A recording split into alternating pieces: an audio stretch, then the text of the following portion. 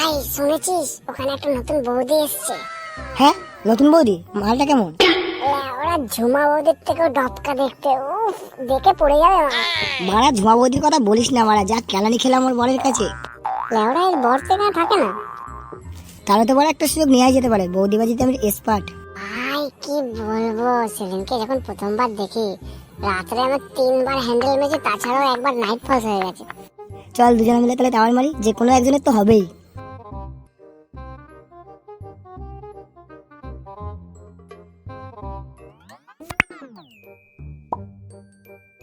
দেখলি ভাঙা দেখলি?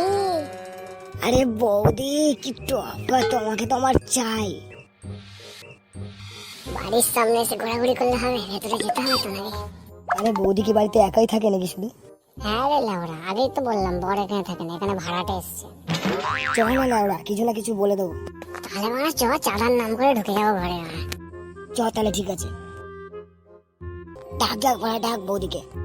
বৌদি ঘরে আছো? ঘরে আমি একটু কাজ করছি, যা বলার ভেতরে এসে বলো, দরজা খোলাই আছে। চল চল চল ভেতরে চল।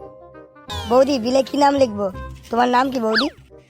মিতালি, চৈতালি, তোমার যা বলার আছে বলে ডাকো।